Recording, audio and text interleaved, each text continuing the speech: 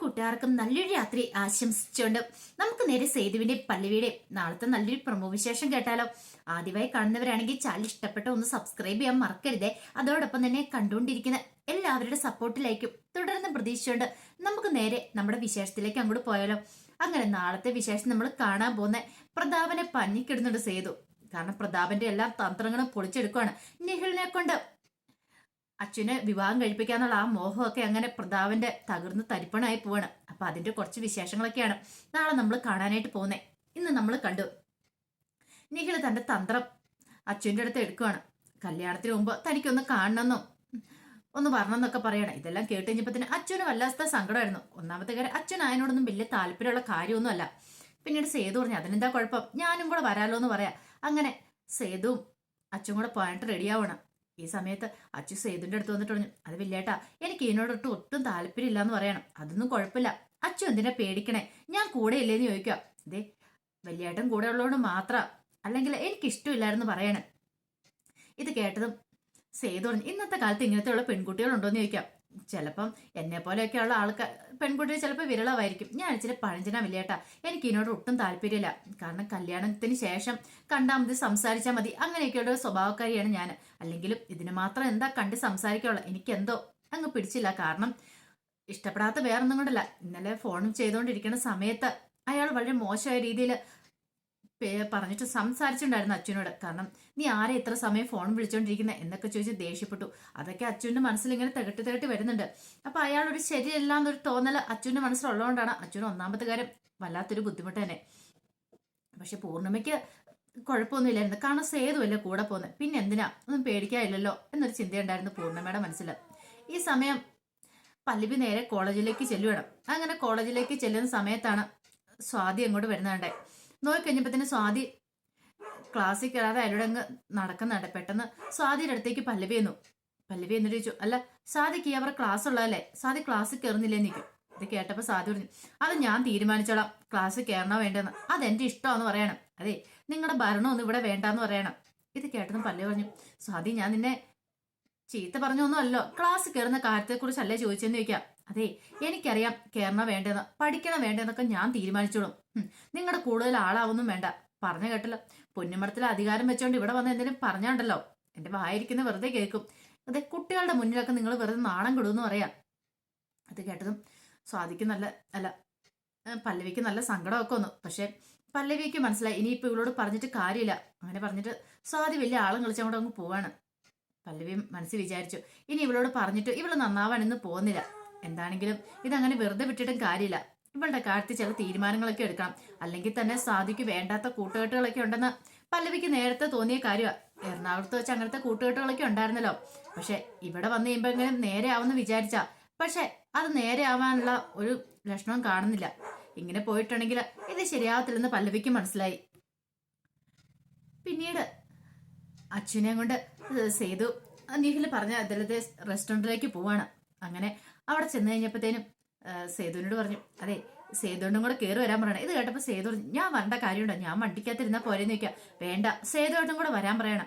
അങ്ങനെ സേതുവിനെയും കൊണ്ട് അങ്ങോട്ട് കയറി പോവാണ്. അങ്ങനെ സേതു എന്ത് ചെയ്യണം, സേതു പോയി ഇപ്പുറത്തെ ഒരു ടേബിളിന്റെ അവിടെ ഇരിക്കുകയാണ്. അങ്ങനെ അച്ഛനും കൂടെ ചെന്നു. അച്ഛൻ എന്നപ്പത്തിന് നിഖിൽ അവിടെ ഇരിക്കുന്നുണ്ടായിരുന്നു. നിഖില് ഞാൻ ഇഷ്ടപ്പെട്ടില്ല, കാരണം സേതുവിന്റെ കൂടെ കൊണ്ടുവന്ന നിഖിലിന് ഒട്ടും അങ്ങോട്ട് ഇഷ്ടപ്പെട്ടില്ല. അച്ഛൻ അങ്ങ് ചെന്നപ്പത്തേനും സേതു ചോദിച്ചു, അല്ല അച്ഛൻ നീ എന്തിനാ നിന്റെ വലിയേട്ടനെ വിളിച്ചോണ്ട് വന്നേന്ന് ചോദിക്കാം. ഇത് കേട്ട് കഴിഞ്ഞപ്പത്തേനും അച്ഛൻ പറഞ്ഞു, അത് പിന്നെ ഞാൻ തന്നെ വരാനായിട്ട് എനിക്കൊരു മടി, അതുകൊണ്ടാണ് ഞാൻ സേതുവേട്ടനെ കൂടെ വിളിച്ചോണ്ട് വന്നേന്ന് പറയാം. ഇത് കേട്ട് കഴിഞ്ഞപ്പത്തേനും നിഖിൽ പറഞ്ഞു, ഇതെന്താ നിനക്കെന്താ അത്രയ്ക്ക് പേടിയാണോ, ഒന്നും അല്ലെങ്കിൽ ഇന്നല്ലെങ്കിൽ നാളെ ഞാൻ നിന്റെ കഴുത്തിൽ താലി അറുത്തേണ്ടവനല്ലേ, നിന്റെ ഭർത്താവാൻ പോകുന്ന ആളല്ലേ, എന്നെ നിനക്ക് ഇത്രയ്ക്ക് പേടിയാണോന്ന് ചോദിക്കുക. ഇത് കേട്ട് കഴിഞ്ഞപ്പോ അച്ഛൻ പറഞ്ഞു, പേടിയായതുകൊണ്ട് അങ്ങനെയൊന്നും അല്ല, പക്ഷേങ്കില് ഒന്നുമില്ലാന്ന് പറയണം. നിഖിലിന് മനസ്സിലായി തന്റെ ഊടായ്പോളും കാര്യങ്ങളൊന്നും നടക്കത്തില്ല എന്നുള്ളത്. നിഖിലിന്റെ മുഖം പെട്ടെന്ന് അങ്ങോട്ട് മാറി. നിഖിൽ പറഞ്ഞു, എനിക്ക് നിന്നോട് സ്വസ്ഥമായിട്ട് കുറച്ചത് സംസാരിക്കാൻ വേണ്ട ഞാൻ ഇങ്ങോട്ട് വിളിച്ചു വരുത്തിയത്. അപ്പൊ എല്ലാരും കൂടെ വിളിച്ചോണ്ട് വേണ്ട വല്ല കാര്യം ഉണ്ടായിരുന്നോ, നാട്ടുകാരെ മുഴുവൻ നിനക്ക് വിളിച്ചോണ്ട് പറഞ്ഞാലും ചോദിക്കും. ഇത് കേട്ടും അച്ചു പറഞ്ഞു, ഇതെന്താ നിഖിൽ പറയുന്നേ, ഇതേ സേതുവേട്ടന്റെ നാട്ടുകാരനാണോ, എന്റെ വലിയേട്ടനാന്ന് പറയണം. ഓ ബോഡി ഗാർഡിനെ കൂടെ വിളിച്ചോണ്ടായിരിക്കും വരാൻ പറ്റുള്ളൂ അല്ലേന്ന് ചോദിക്കാം. എന്താ നിഖില ഇങ്ങനെയൊക്കെ, നമുക്ക് സംസാരിച്ചാ പോരെ, നമുക്ക് ഇവിടെ നിന്ന് സംസാരിക്കാലോ എന്ന് പറയണം. ഇയാളോടൊപ്പം നമുക്ക് എങ്ങനെ സംസാരിക്കാൻ പറ്റുന്നതെന്ന് ചോദിക്കുക. അയാൾ അവിടെ ഇരിക്കുമ്പോ നമുക്കൊരു സ്വസ്ഥതയോടെ സംസാരിക്കാൻ പറ്റുമോ എന്ന് ചോദിക്കും. അതിനെന്താ കുഴപ്പം, സേതുവാണ് അവിടെ ഇരിക്കുന്നോണ്ട് എന്താ കുഴപ്പം തന്നെ ചോദിക്കുകയാണ്. പിന്നീട് ശരിയെന്നൊക്കെ പറഞ്ഞുകൊണ്ട് നിഖിൽ ഒന്ന് തണുക്കുന്നുണ്ട്. കുറച്ച് കാര്യങ്ങളൊക്കെ ഇങ്ങനെ അച്ഛനോട് ചോദിക്കുക. അച്ഛനാണെ ഒന്നും ഇഷ്ടപ്പെടുന്നുണ്ടായിരുന്നില്ല. പിന്നീട് അച്ഛനോട് ചോദിച്ചു, അല്ല ഇന്നലെ ഞാൻ വിളിക്കുന്ന സമയത്ത് എൻഗേജ്ഡ് ആയിരുന്നല്ലോ, ആരെയാ വിളിച്ചതെന്ന് ചോദിക്കുകയാണ്. പെട്ടെന്ന് അച്ഛൻ പറഞ്ഞു, അതെന്റെ ഫ്രണ്ടിനെയാന്ന് ഞാൻ പറഞ്ഞല്ലോ, അന്ന് ആ ഫോൺ ഇങ്ങനെ ആട്ട്, ഞാനൊന്ന് നോക്കട്ടെ എന്ന് പറയണം. ഇത് കേട്ടത് അച്ഛൻ പറഞ്ഞു, അതിന്റെ ഒന്നും ആവശ്യമില്ല നിഖിലെ, ഞാൻ പറഞ്ഞ നിഖിലിന് വിശ്വാസം വന്നില്ലല്ലേ എന്ന് ചോദിക്കാം. അതെ, ഞാൻ പറഞ്ഞ സത്യമായിട്ടുള്ള കാര്യമാണ്. എന്നാ നിഖിലിന് എന്നെ വിശ്വാസക്കുറവാണ്, ഇനി എനിക്ക് വേറെ വല്ല കാമുകനും ഉണ്ടോ എന്നൊരു സംശയമാണോന്ന് ചോദിക്കും. ഇത് കേട്ട് കഴിഞ്ഞപ്പം നിഖിൽ പറഞ്ഞു, അതൊന്നുമല്ല, പിന്നെന്താ കുഴപ്പമെന്ന് ചോദിക്കുകയാണ്. ഒന്നുമില്ലാന്ന് പറയണം. പിന്നീട് നിഖിൽ പറഞ്ഞു, എന്നാ ശരി, അച്ചു പറഞ്ഞല്ല സംസാരിച്ചിരുന്നെങ്കിൽ ഞാൻ പോയിക്കോട്ടെന്ന് ചോദിക്കണം. എന്താ നിനക്ക് ഇത്ര ധൃതിന്ന് ചോദിക്കണം. ഒന്നുമില്ലാന്ന് പറയണം. പിന്നീട് 18 എഴുന്നേറ്റ് ഇപ്പൊ അച്ഛനോട്, എന്നാ അച്ചു കുറച്ച് ഫോട്ടോസ് ഒക്കെ എടുത്തിട്ട് പോകാന്ന് പറയണം. ഫോട്ടോസ്? അതെന്തിനാ ഇപ്പൊ ഫോട്ടോസ് എടുക്കണേ? കല്യാണമായിട്ട് എടുത്താൽ പോരെന്ന് ചോദിക്കും. അതെന്താ, നിനക്ക് ഫോട്ടോസ് എടുക്കാൻ വല്ല ബുദ്ധിമുട്ടുണ്ടോ എന്നോടൊപ്പം നിന്ന്? എടുക്കാൻ ബുദ്ധിമുട്ടൊന്നുമില്ല. എന്നാ പിന്നെ എന്താ കുഴപ്പമെന്ന് ചോദിക്കണം. അങ്ങനെ അച്ഛൻ്റെ കൂടെ ഇന്ന് ഫോട്ടോ എടുക്കാനായിട്ട് നിഖില് തുടങ്ങണം. അങ്ങനെ ഫോട്ടോ എടുക്കാൻ തുടങ്ങുന്ന സമയത്ത് അച്ഛൻ ഇച്ചിരി അകന്ന ഒരു ഗ്യാപ്പ് ഇട്ടാന്നേ. പെട്ടെന്ന് നിഖിൽ പറഞ്ഞു, ഇതെന്താ അത്ര ഗ്യാപ്പ് ഇട്ട് നിൽക്കുന്നേ, കുറച്ച് അടുത്ത് നിൽക്കാൻ പറയണം. അച്ഛൻ ഇച്ചിരോടെ ചേർന്ന് നിന്നു. പക്ഷെ അത്രയും മുട്ടി ഉരുമയൊന്നും നിന്നില്ല. നിഖില് പെട്ടെന്ന് പറഞ്ഞു, ഇതെന്താ അച്ഛൻ വെറുതെക്കാരെ പോലെ നിൽക്കുന്നേ എന്ന് പറഞ്ഞുകൊണ്ട് അച്ഛനെ അങ്ങ് ചേർത്ത് പിടിക്കണം. പക്ഷെ അച്ഛന് എന്തോ ഒരു ബുദ്ധിമുട്ട് തോന്നി. അച്ഛൻ പറഞ്ഞു, അതെ ദേഹത്ത് പിടിച്ചുള്ള ഫോട്ടോ എടുപ്പൊന്നും വേണ്ടെന്ന് പറയണം. പെട്ടെന്ന് നിഖിൽ ചോദിച്ചു, അതെന്താ? അതെനിക്ക് ഇഷ്ടമില്ല എന്ന് പറയണം. അങ്ങനെയാണോ? എന്നാ ഇപ്പം ദേഹത്ത് പിടിച്ചാൽ എന്താ സംഭവിക്കുന്നത് എന്ന് ഞാൻ നോക്കട്ടെ എന്ന് പറഞ്ഞുകൊണ്ട് ഒന്നുകൂടെ നിഖിലും കൂടി ചേർത്ത് പിടിക്കണം. വല്ലാത്ത സങ്കടം വന്ന അച്ഛന്. കാരണം അവിടെ വേറെ ആൾക്കാരൊക്കെ ഇരിക്കുന്നുണ്ട്. പെട്ടെന്ന് അച്ഛൻ പറഞ്ഞു, ദേ വേണ്ട കേട്ടോ, എനിക്ക് ഇഷ്ടമില്ല എന്ന് പറഞ്ഞ കൈ അങ്ങോട്ട് തട്ടി മാറ്റുവാണ്. നിഖിലിന് അത് ഇഷ്ടപ്പെട്ടില്ല. പെട്ടെന്ന് നിഖില് ദേഷ്യപ്പെട്ട് അങ്ങോട്ട് അച്ഛനോട് സംസാരിക്കണം. ഇത് സേതു കേട്ടു. സേതു തിരിഞ്ഞു പോയി കഴിഞ്ഞപ്പോഴത്തേനും അച്ഛന് ദേഹത്ത് പിടിക്കാൻ ശ്രമിക്കുന്നേ അച്ഛനെ കൈയൊക്കെ തട്ടി മരുന്ന് കണ്ടു. സേതുവിനെ ഒട്ടും ഇഷ്ടപ്പെടില്ല. പെട്ടെന്ന് സേതു അങ്ങോട്ട് ചെന്നു. സേതുണ്ട്, എന്താ അച്ചു, എന്താ കാര്യം ചോദിക്കാം. ഒന്നുമില്ല വലിയേട്ടാന്ന് പറയണം. എന്താ എന്താ നിഖിലെന്ന് ചോദിക്കാം. ഓഹോ, ഞങ്ങൾ തമ്മിൽ ചില പ്രൈവസി ആയിട്ട് സംസാരിച്ചോണ്ടിരിക്കുക, അതിനിടയ്ക്കേക്ക് എന്തിനാ സേതുവേട്ടൻ കയറി വന്നതെന്ന് ചോദിക്കാം. പ്രൈവസി ആയിട്ട് സംസാരിക്കുമല്ലായിരുന്നല്ലോ, അച്ഛന് ഇഷ്ടപ്പെടാത്ത എന്തോ കാര്യം നീ ചെയ്തു, അതാന്ന് പറയണ. ഇത് കേട്ടതും പറഞ്ഞു, ഞാൻ പ്രത്യേകിച്ചൊന്നും ചെയ്തില്ല, അവളെ ചേർത്ത് നിർത്തിന്ന് ഫോട്ടോ എടുക്കാൻ ശ്രമിച്ചു, അത് മാത്രമേ ഉള്ളൂ എന്ന് പറയണ. അത് അവൾക്ക് ഇഷ്ടമില്ല, നീ എന്തിനാ നിഖിലെ അങ്ങനെ ശ്രമിക്കുന്നേ? അവൾക്ക് ഇഷ്ടമില്ലാത്ത കാര്യമല്ലേ, പിന്നെ നീ അതിനെന്തിനാ ഇങ്ങനെ ഫോഴ്സ് ചെയ്യുന്നതെന്ന് ചോദിക്കുക. ഇത് കേട്ടതും നിഖിൽ പറഞ്ഞു, ഇന്നല്ലെങ്കിൽ നാളെ ഇവളെന്റെ ഭാര്യയാൻ പോകുന്ന പെണ്ണ, പിന്നെ അവളോട് ചേർന്ന് നിർത്തണ്ടോ, അവളെ കെട്ടിപ്പിടിച്ചെന്നോ ഉമ്മ വെച്ചെന്ന് ഓർത്താ ഒരു കുഴപ്പമില്ലെന്ന് പറയാം. ഇത് കേട്ട സേതുവിന് നിയന്ത്രണം അങ്ങോട്ട് വിട്ടുപോയി. നീ എന്താടാ പറഞ്ഞെന്ന് ചോദിക്കാം. ഇന്നല്ലെങ്കിൽ നാളെ നിന്റെ ഭാര്യയാൻ പോകുന്ന പെണ്ണല്ലേ, നിന്റെ ഭാര്യയായിട്ടൊന്നും ഇല്ലല്ലോ. എന്നെ വിശ്വസിച്ച ദേ പൂർണ്ണിമ അച്ഛനെ ഇങ്ങനെ കൂടെ വിട്ടിരിക്കുന്ന അറിയാലോ, ഇതുപോലെ തന്നെ എനിക്ക് കൊണ്ട് തിരിച്ചേൽപ്പിക്കണം. അത് മാത്രമല്ല അച്ഛന് ഇഷ്ടമില്ലാത്ത ഒരു കാര്യം ചെയ്യാനായിട്ടും ഞാൻ സമ്മതിക്കില്ല എന്ന് പറയണം. ഓഹോ, നിങ്ങൾ വലിയ വലിയേട്ടൻ കളിക്കുവാണോന്ന് ചോദിക്കും. അതെ, വലിയേട്ടൻ തന്നെ കളിക്കുന്ന, എന്താ നിനക്ക് അറിയണമെന്ന് ചോദിക്കും. അതെ അച്ചു, നീ ബാ നോക്ക് പോവാന്ന് പറയണം. ഇത് കേട്ടാ അച്ചു പോവാന്ന് പറയുമ്പോൾ നിഖിൽ പറഞ്ഞു, അപ്പൊ എന്നെക്കാളും വലുത് നിനക്ക് നിന്റെ ഏട്ടനല്ലേന്ന് ചോദിക്കുകയാണ്. ഇത് കേട്ടത് അച്ചു പറഞ്ഞു, എനിക്ക് വലുത് എന്റെ ഏട്ടൻ തന്നെയാ, അറിയാലോ.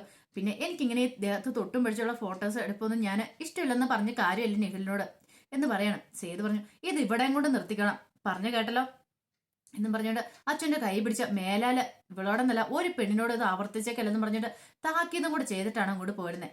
അപ്പൊ ആൾക്കാരൊക്കെ നോക്കുന്നുണ്ടായിരുന്നു. നിഖിൽ അത് വലിയ ഇൻസൾട്ടായിപ്പോയി. നിഖിൽ മനസ്സിൽ പറഞ്ഞ് നിനക്കിട്ടേം വെച്ചിട്ടുണ്ടാന്ന് മനസ്സിൽ പറയണം. പിന്നീട് പോരുന്ന വഴിക്ക് അച്ഛനും പോകണ്ടപ്പം സേതു പറഞ്ഞു, സാരമില്ല പോട്ടെ എന്ന് പറയണം. അച്ഛൻ പറഞ്ഞു, എനിക്കെന്തോ മനസ്സുകൊണ്ട് അങ്ങോട്ട് ഉൾക്കൊള്ളാൻ കഴിയുന്നല്ല സേതുവേട്ടാ, വല്ലാത്ത സങ്കടം വരുന്നുണ്ട്. ഒരു പക്ഷെ സേതുവേട്ടനും കൂടെ ഇന്നില്ലായിരുന്നെങ്കിൽ ഞാൻ തകർന്നു പോയെന്ന് പറയാം. സാരമില്ല പോട്ടെ, ഇനിയിപ്പം അതിനെക്കുറിച്ചൊന്നും ചിന്തിക്കണ്ടെന്ന് പറഞ്ഞിട്ട് അവരങ്ങോട്ട് വീട്ടിലേക്ക് പോവാം. ആ സമയം നിഖില് ആകെപ്പാടെ കട്ടക്കലിപ്പി വീട്ടിലേക്ക് എന്ന് കയറുകയാണ്. പത്മ ഒന്നിച്ചിട്ട്, എന്താ മോനെ, എന്താ പ്രശ്നം, എന്താ നിന്റെ മുഖം എന്താ വല്ലായിരിക്കുന്നേ? അച്ഛനെ കാണാൻ പോയിട്ട് എന്ത് പറ്റിയെന്ന് ചോദിക്കുകയാണ്. ഇത് കേട്ട് കഴിഞ്ഞപ്പോഴത്തേനും പറഞ്ഞു, അവളെ കാണാൻ പോയിട്ടോ അവളോടൊന്നും മര്യാദയ്ക്ക് സംസാരിക്കാൻ പോലും പറ്റില്ല. ഒരു ബോഡി ഗാർഡ് ഉണ്ടല്ലോ, ഒരു വല്യേട്ടൻ, അങ്ങനെ അവിടെ വന്നിട്ടുണ്ടായിരുന്നു പറയും. ഇത് കേട്ടോണ്ട് പ്രതാപൻ അങ്ങോട്ട് വന്നേ. അവനിത് അങ്ങോട്ട് വന്നേ. അച്ഛനെ കൂട്ട് വന്നാ പോലും. എന്നിട്ടോ ഞാൻ അവളോടൊപ്പം നിന്നൊരു സെൽഫി എടുക്കുന്ന സമയത്ത് അവന് ഇഷ്ടപ്പെട്ടില്ല. അവൻ വന്നിട്ട് കുറെ ചീത്ത എന്നെ പറഞ്ഞു. എന്നിട്ട് വലിയ ആളും കളിച്ചിട്ട് അച്ഛനെയും വിളിച്ചോണ്ട് അങ്ങോട്ട് പോയെന്ന് പറയാം. ആഹാ, അങ്ങനെയാണോ? അന്ന് ഇത് അറിഞ്ഞിട്ട് തന്നെ ഒരു കാര്യം. പിന്നീട് നിഖിൽ വന്ന് പത്മയുടെ അടുത്തെന്ന് വന്നിട്ട് പറഞ്ഞു, ആന്റി ഇങ്ങനെയാണെങ്കിൽ എനിക്ക് ഈ ബന്ധത്തോട് ഒട്ടും താല്പര്യമില്ല കേട്ടോ. ഒരു കാര്യം ഞാൻ പറഞ്ഞേക്കാം. കാരണം അച്ചു ഇന്നല്ലെങ്കിൽ നാളെ എന്റെ ഭാര്യയാൻ പോകുന്ന പെണ്ണ, അവളോട് ഞാൻ ഇച്ചിരി അടുപ്പം കൂടുതൽ കാണിച്ചെന്നോർത്ത് എന്താ കുഴപ്പമിരിക്കുന്നേ? ആകാശം ഒടിഞ്ഞു വീഴാനൊന്നും പോകുന്നില്ല. അതിന്റെ പേരിൽ ആ സേതു എന്ന് പറയുന്നവൻ അത്രയും വലിയ ഷോ എന്ന് അവിടെ കിടന്ന് കാണിക്കേണ്ട കാര്യമില്ലായിരുന്നു പറയണം. അങ്ങനെയാണ് എന്റെ രണ്ടിലൊന്ന് കറഞ്ഞിട്ട് കാര്യം. ഇതിലൊരു തീരുമാനം ഉണ്ടാക്കിയിട്ട് ഞാൻ വരുന്നുള്ളൂ. പ്രതാപൻ പറഞ്ഞു. നീ വാടാന്ന് പറയണം. അങ്ങനെ എന്ത് ചെയ്യണം? പ്രതാപൻ നേരെ പൊന്നുമടത്തിലേക്ക് പോവാ. ഈ സമയം അച്ഛനെയും കൂട്ടിക്കൊണ്ട് സേതു പൊന്നുമടത്തിലെത്തി. പൊന്നുമടത്തിലെത്തിയപ്പോ അച്ഛനും മോൻ കണ്ടപ്പോ പൂർണ്ണാമ വെച്ച് എന്ത് പറ്റി സേതു? എന്തെങ്കിലും പ്രശ്നമുണ്ടോ എന്ന് ചോദിക്കാം.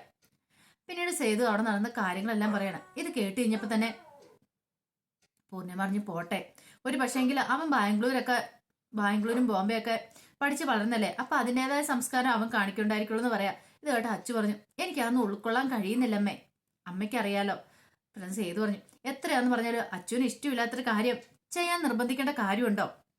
അച്ഛൻ ഇഷ്ടമില്ലെന്ന് പറഞ്ഞു. അത് മാത്രമല്ല അവനെ തൊട്ടും പിടിച്ചുള്ള സംസാരം എനിക്കും അത്ര കൂടെ പിടിച്ചില്ല. പൂർണ്ണമ്മേ ഒന്നുകൂടെ ആലോചിച്ചിട്ട് പോരെ, എനിക്കെന്തോ ഈ വിവാഹത്തോട് അത്ര താല്പര്യം തോന്നില്ല, എന്തോ ഒരു പന്തിയോട് തോന്നണമെന്ന് പറയണം. അച്ഛൻ പറഞ്ഞു എനിക്ക് മനസ്സുകൊണ്ട് വല്ലാത്ത വിഷമമ്മേ, എനിക്കെന്തോ ഈ വിവാഹം വേണ്ടെന്ന് തോന്നുവാന്ന് പറയണം. ഇത് കേട്ട പൂർണ്ണിമ പറഞ്ഞു അല്ല ഇതൊക്കെ ഉറപ്പിച്ചിട്ട് ഇങ്ങനെ പറഞ്ഞിട്ടുണ്ടെങ്കിൽ. അങ്ങനെ അവർ സംസാരിച്ചുകൊണ്ടിരിക്കുന്ന സമയത്താണ് പ്രതാപൻ അങ്ങോട്ട് കയറി വരുന്നത്. പ്രതാപൻ കയറി വന്നിട്ട് സേതുവിനെ രൂക്ഷമായിട്ട് നോക്കി. പിന്നീട് പൂർണ്ണിമയുടെ അടുത്തേക്ക് ചെന്നു. പൂർണ്ണിമ അടുത്ത് എന്നിട്ട് അല്ല പൂർണ്ണിമച്ചി ഇതെന്ത് ഭാവിച്ചാന്ന് ചോദിക്കുക. എന്താ എന്താ കാര്യം? അല്ല അച്ഛൻ്റെ വിവാഹം നടത്തണമെന്ന് ആഗ്രഹമൊന്നും ഇല്ലേന്ന് ചോദിക്കും. അതിനിപ്പോ എന്താ ഇതിന് മാത്രം സംഭവിച്ചേ?